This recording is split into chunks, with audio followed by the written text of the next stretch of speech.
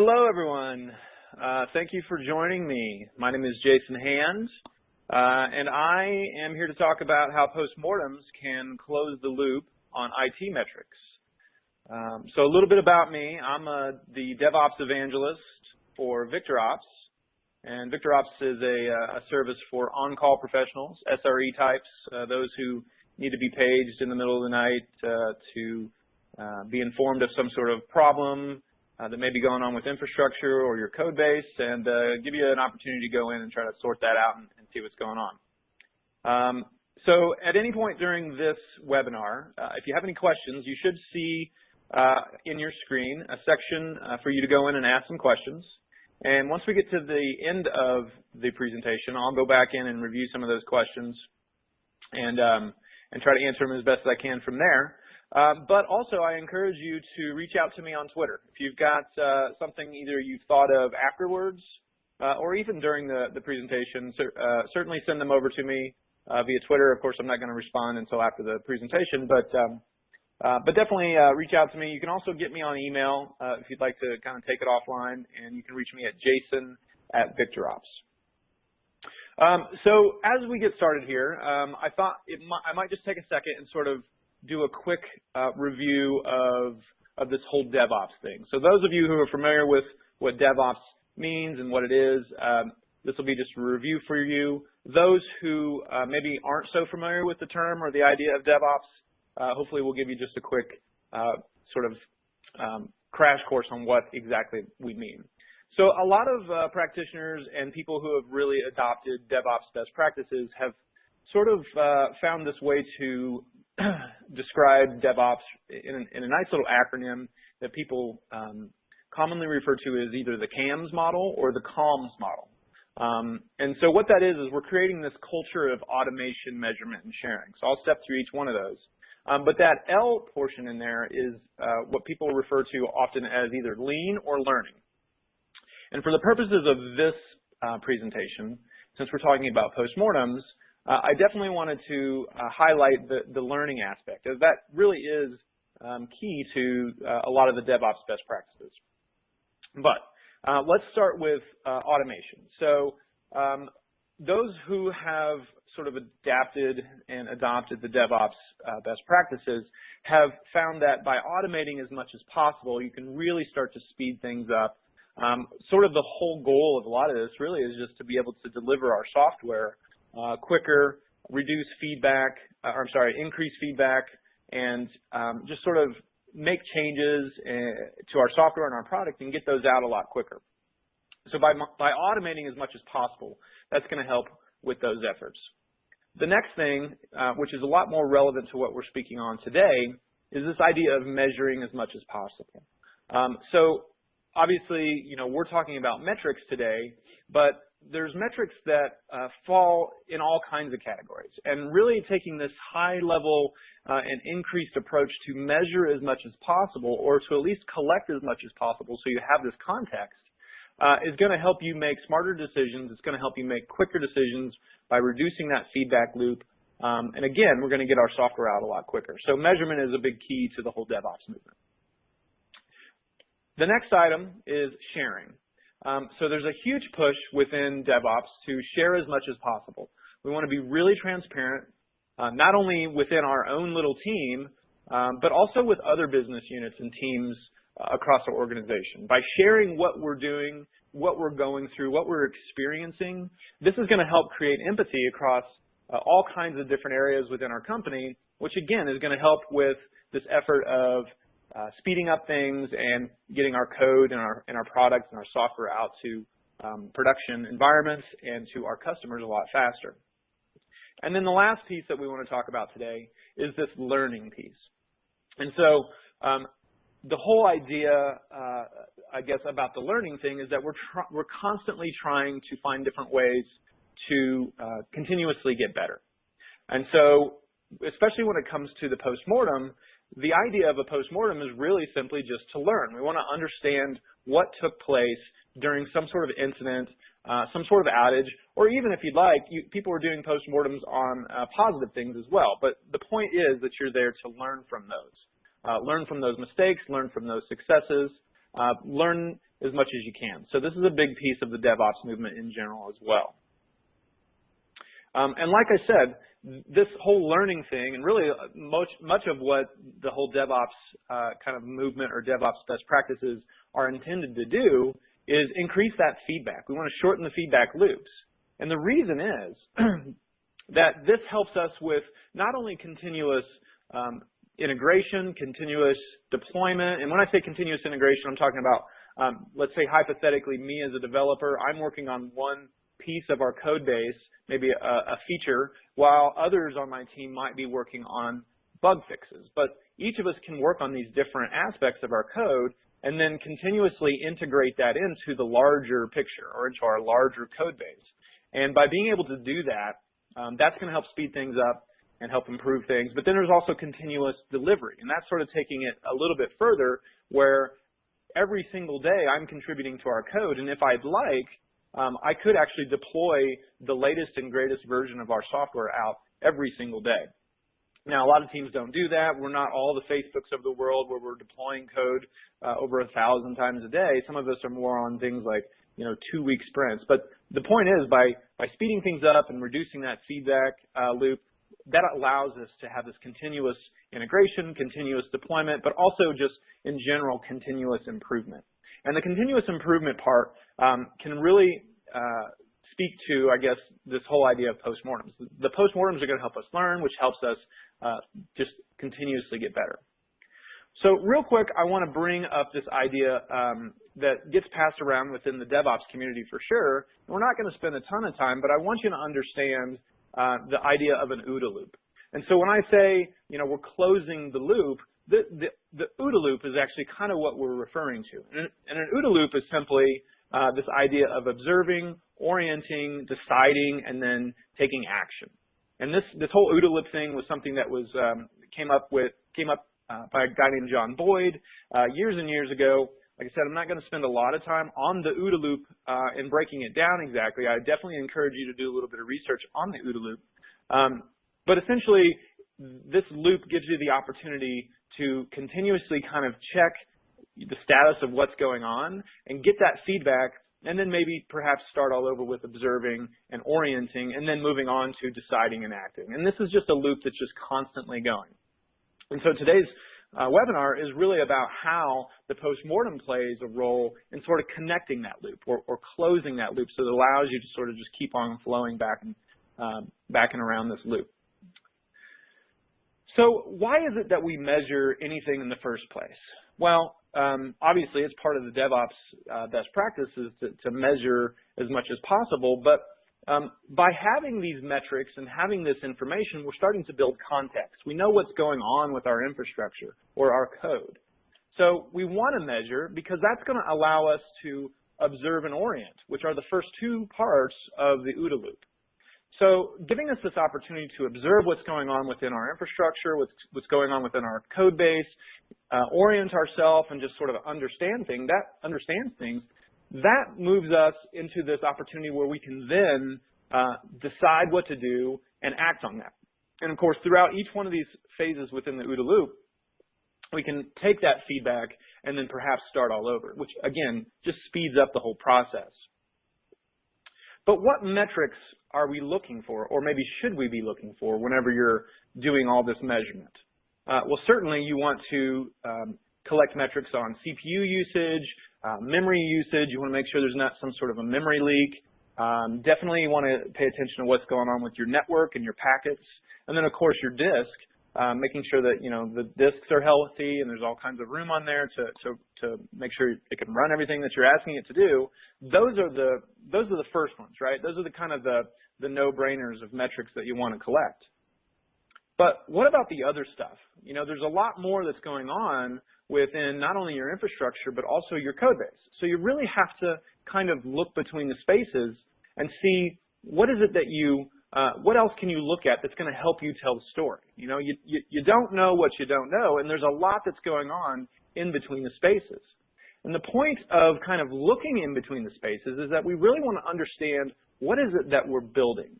Okay, we understand maybe the infrastructure. We understand what the code may be intended to do, but do we really understand what it is we're building?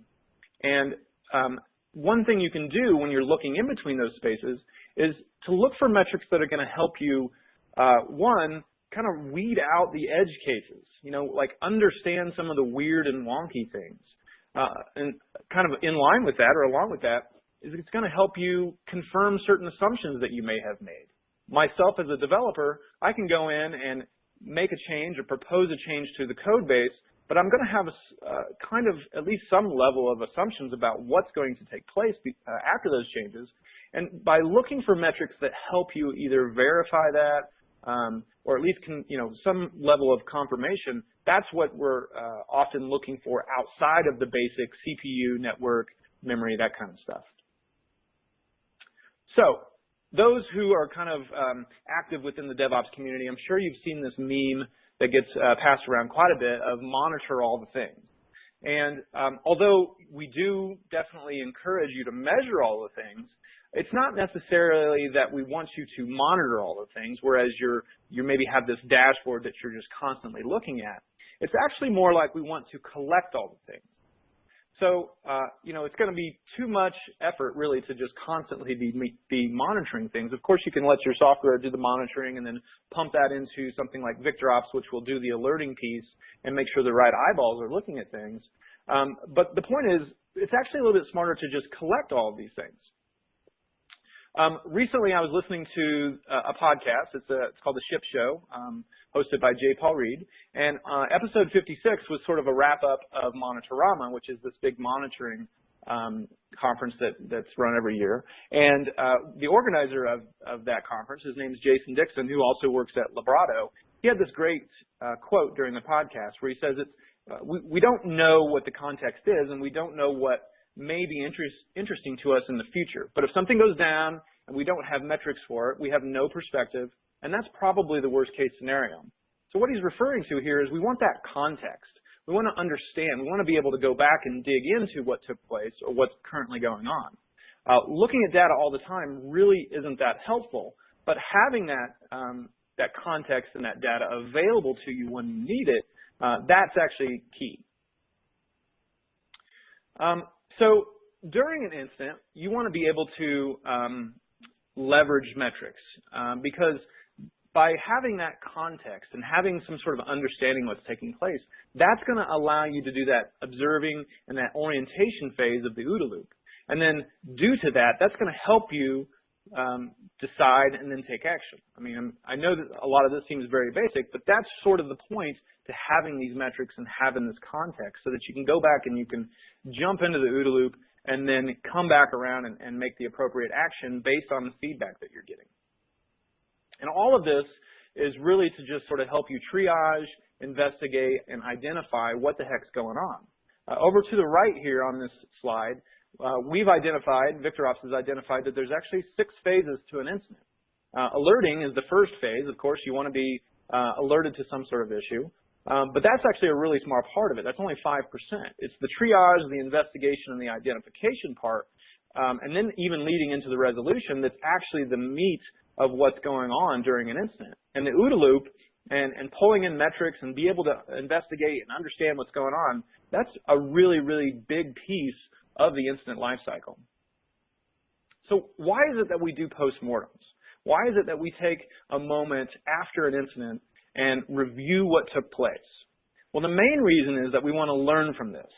We want to understand what took place in great detail and learn as many things as possible, not just the specifics on what took place within our infrastructure or within our code, but also the human element. We want to know what's going on with our people. Why is it that a decision was made to do X? Because certainly we can make assumptions that members of our team, they're working in the best interest of our company and our product. So if a mistake was made, why was that mistake made? Or maybe not even why a mistake was made, but how was it made?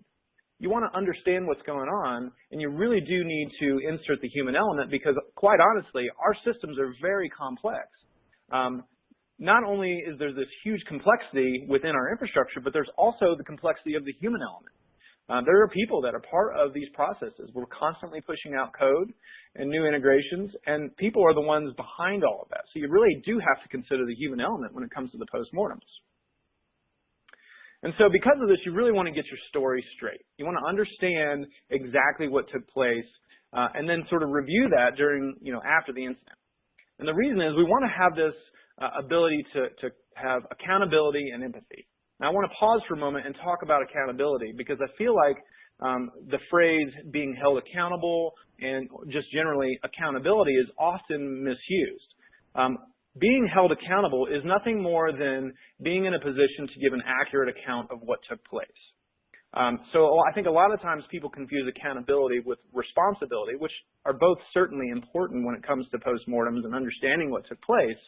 But the accountability piece and this empathy is really what we're after for a postmortem, because by sharing an accurate account and attempting to understand and empathize around exactly what took place, only then are you really going to understand everything that took place and how you can improve on those processes. So that's a little bit into why we do postmortems.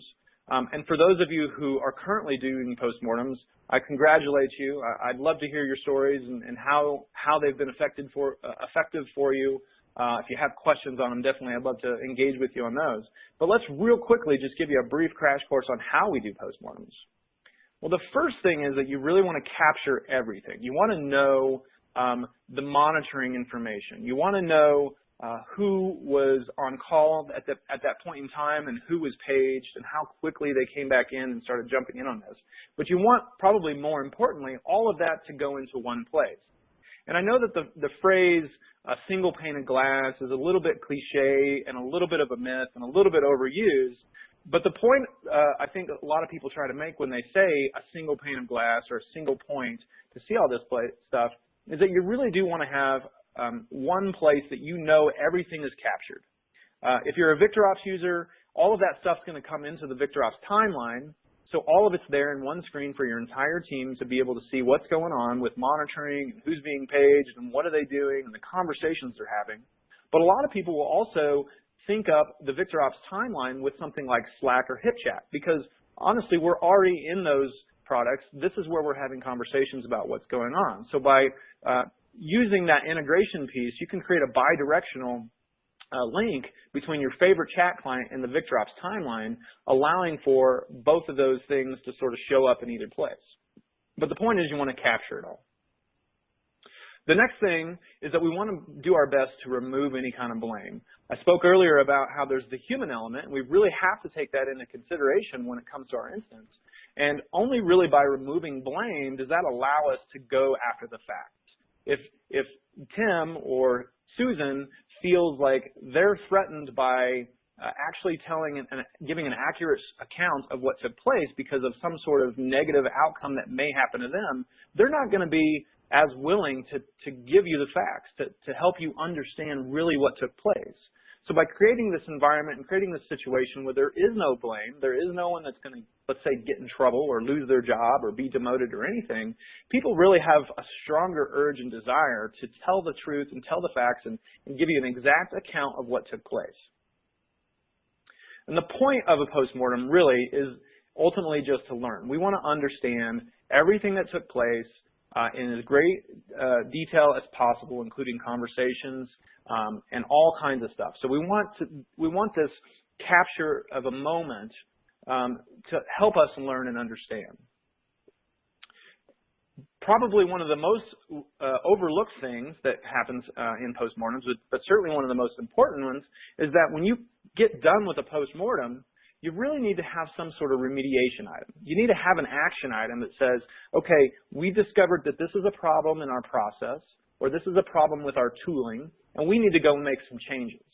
I have a friend named Ben Van Every over at Box.com who he and I have been collaborating quite a bit lately on postmortems, and he sent me this email one day and had this really great quote that says, learning from a postmortem is only as useful as what you put into practice afterwards. And we realized that without any action items after the meeting, it was more or less just a Greek Senate debate.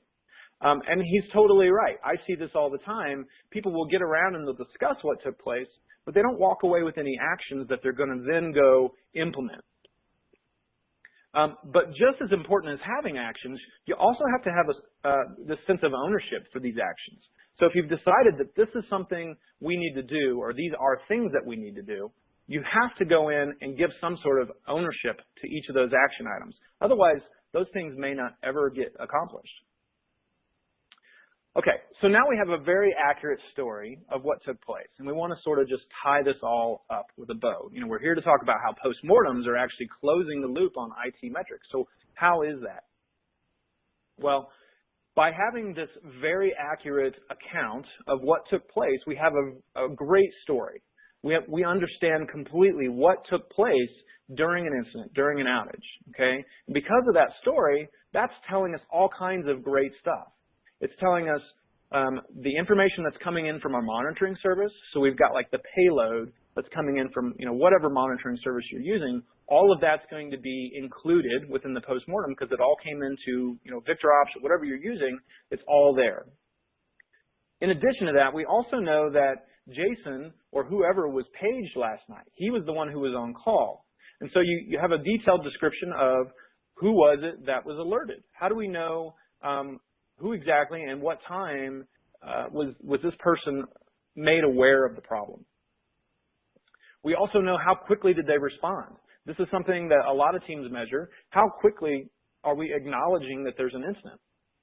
There's a metric out there that a lot of teams will follow very closely, which is just the mean time to resolution or the mean time to resolve. And what that is how, on average, how quickly are we resolving these issues? Or even how quickly are we acknowledging that we know that there is a problem? Who else was involved? Maybe I was the one who was originally alerted because I'm the one who was on call, but I quickly learned after stepping through the OODA loop and orienting myself on what's going on during the investigation phase, and I realized this seems to be something with our database. And to be perfectly honest, I don't know how the database works as well as perhaps Dan over here. So even though I'm the one who was initially paged and initially alerted, I need to pull in some other resources. And I need to go get help from other people within my team. So the postmortem is going to help us understand who was involved. Very important to not only postmortems, but just DevOps in general, the idea of sharing. So conversations that take place. Everything that's taking place within either the VictorOps timeline or within your chat, all of those conversations are captured. And people really should be very, very verbose and openly sharing exactly what they're seeing, exactly what they're thinking, exactly what they're doing. And all of that should go into either the timeline or into chat so that we capture these conversations. We're going to be creating these postmortems likely the day after or maybe a few days after an event. There's no way you're going to remember those conversations if you don't actually document them and you don't put them into chat and they don't end up in the timeline. But by doing so, they're not only just part of the incident management in the moment, but they're also going to be memorialized and included in the postmortems. And understanding those conversations are going to be real key. Commands. So there's this idea of chat ops. A lot of teams are beginning to actually take action from within their chat client or from within VictorOps.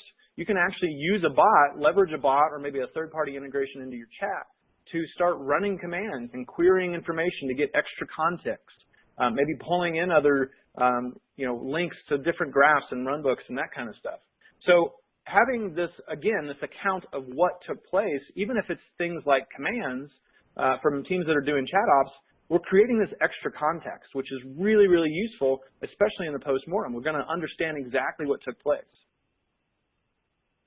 And so, as I mentioned earlier, we're basically creating this scenario with the postmortem where we're closing the loop by memorializing everything that took place. We have all of the context. We have all of the monitoring data and the metrics. We know who was alerted. We know how quickly they acknowledge things. There's going to be links and information to all kinds of great graphs and logs and runbooks and all that kind of stuff is all going to be included because it was all included in the moment as you were going through your incident and dealing with that, including conversations. And then sort of to, again, wrap it all up, we're now taking action, okay? So we're in that decision and action phase of the OODA loop, and that's going to help us then create these remediation items and assign those to an owner and then move on from there. So that's really kind of quickly how we've tied the loop together by taking all these metrics, these super important metrics that we're creating and paying attention to and injecting into the conversation during an incident, and then leading us, because of those metrics, allowing us to orient and sort of observe, and leading us down this path of creating the post-mortem, where we can now continue to observe and orient, but then also start to get into this decision-making process where, okay, this is what took place last night on our infrastructure or some sort of problem with our code, and we're now making a decision that this is, here's a new step that we're going to implement. We need to go in and make some changes to either our processes or our code base, and because of that, now we've got some action items. So this is, again, where the OODA loop is actually starting to be closed. That's basically it in terms of how the postmortem can help you close that loop. Just as a real quick summary, the OODA loop, I think, is one of those things out there that if you're not familiar with it, I definitely encourage you to do a little bit of research. In summary, basically, the OODA loop is just allowing you to create this really highly effective loop of feedback by observing, orienting, deciding, and then acting, and then taking that and just sort of continuously looping that. That's going to help you create this great amount of feedback, which helps you learn, which helps your service or your software and your product just continuously improve. And so it's really important that you keep that in mind when you get to the postmortem aspect, because by memorializing all that stuff, including the metrics, including the key information that you're receiving in the moment, putting that into the postmortem is going to help you not only figure out what remediation items you need, what's the actions, and who are the owners that are going to come out of this, but it's also now been saved forever. You can come back and review that. You can share that with other members of your team. And hopefully this will all help with just learning and improving, continuous improvement of your product. That's pretty much it in terms of my presentation here. It looks like we do have a few questions. So let me open up my question review here and take a look at this. Okay, so our first question is, what length of time is captured in a VictorOps timeline during a good postmortem? So this is a great question. The way that the postmortem report works within VictorOps is, for example, let's say there's an incident that took place last night. Something went wrong between 10:15 p.m. and 10:45 p.m. So about 30 minutes, something took place. And I was the one who was paged, and I get to come into the VictorOps timeline and understand exactly what's going on. We've got this really great feature called the transmogrifier, which will automatically add this great context, all the things that I'm going to go look for in terms of runbooks and graphs and links to logs and all that kind of stuff. It's all just baked into the alert, which is going to save a ton of time, but it's all right there in the timeline. And so because it's in the timeline, now when I go over to my postmortem report, I can actually just say, show me everything that took place between 10:15 and 10:45, or whatever time I said, because that's the window that something went wrong, and the postmortem is just done. So in terms of how long, you can create a postmortem that is as long as you need it to be. So if there was a multi-day outage or multi-day incident, you can certainly create a postmortem that includes all of that. Now that may be a little noisy, it may be a little long. The postmortem report in VictorOps does allow you to go in and sort of clean things up and remove duplication. But the point is, I guess, to get to your question, that the length of time that's captured in there is really just what you want for the postmortem is when something initially kicked off, some sort of page or at least with the monitoring information came off, and then once the incident itself has been resolved. What other questions do we have in here? Let's see. How do we get buy-in from others on doing a postmortem? So this is another great question because as whoever submitted this question knows, sometimes a lot of, especially upper management, won't really see these as all that useful. What I've seen work the best is that typically smaller teams will begin to perform postmortems on their own. And although traditionally you do want as many stakeholders involved in the postmortem as possible, if you find that there is some pushback, there's some people who just don't really find value in this, that's okay. You don't necessarily have to include them right out of the gate. You can begin doing these postmortems just with your smaller teams, and then you should be able to then take back to these people that are, that need the buy-in. You can come to them and say, here's our action items that we got out of our postmortem. And we wouldn't have come to these conclusions had we not sat down and did a learning review to understand exactly what took place. So by taking those sort of action items, those remediation steps that come after or come out of a postmortem, and taking that back to those who need the buy-in, I think you'll start to see that they'll start accepting the value in this type of stuff a little bit more. There's a question of how does DevOps postmortem fit into the ITIL problem management? To be perfectly honest, I don't know a ton about the ITIL problem management. I know that when it comes to ITIL, it's very structured, and if I were to try to speak to ITIL at all, I think I would probably misspeak and make some assumptions or some claims that aren't totally true. But I tell you what, the person that submitted this question about the ITIL management, I do have somebody who actually is an ITIL expert, and I'm happy to connect you with them, or maybe get a conversation over an email going with them. I will say that when it comes to the DevOps postmortem, I think that it can still fit into organizations who have adapted and are still sort of on the ITIL path. I think DevOps is really sort of the evolution. So teams that may have started with ITIL years and years ago likely could have, I guess, moved into more of an agile mindset, an agile and a lean mindset. And then DevOps is sort of just the continuation of that as well. So they're all very closely tied together for sure. But to speak to exactly what the ITIL problem management is, I think I would just, I think that would be dangerous. So anyway, reach out to me, email me, jason@victorops.com, or @jasonhand on Twitter, and I'll see if I can answer that for you.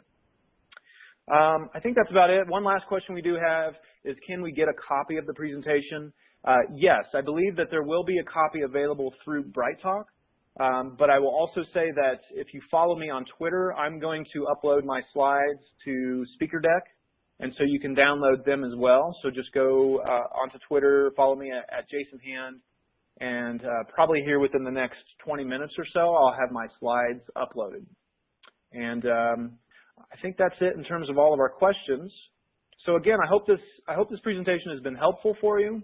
If you have any thoughts, if you have any questions that maybe you think of later, send them over to me in an email. Like I said, I'm jason@victorops.com. Hit me up on Twitter. I love interacting with folks on social media about all this stuff, kind of because it falls very much in line with the DevOps mindset. I want to, if you've got a question and I have an answer, why do we need to silo that conversation and that discovery of the answer in an email?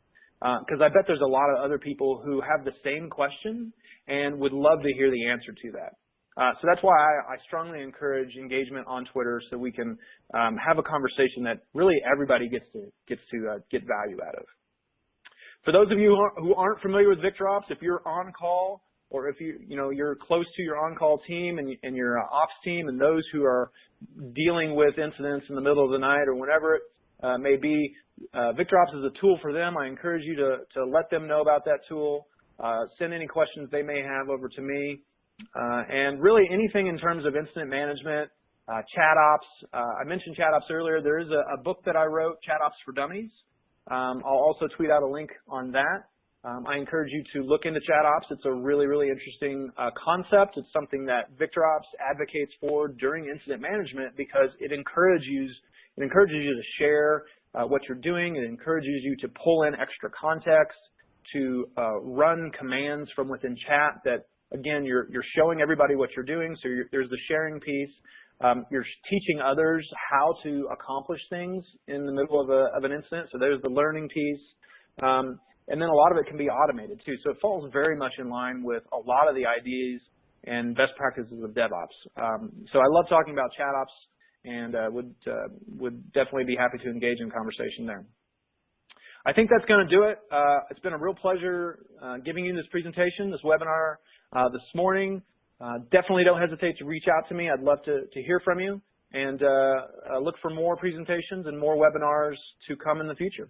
And with that, I will say goodbye. Thank you very much.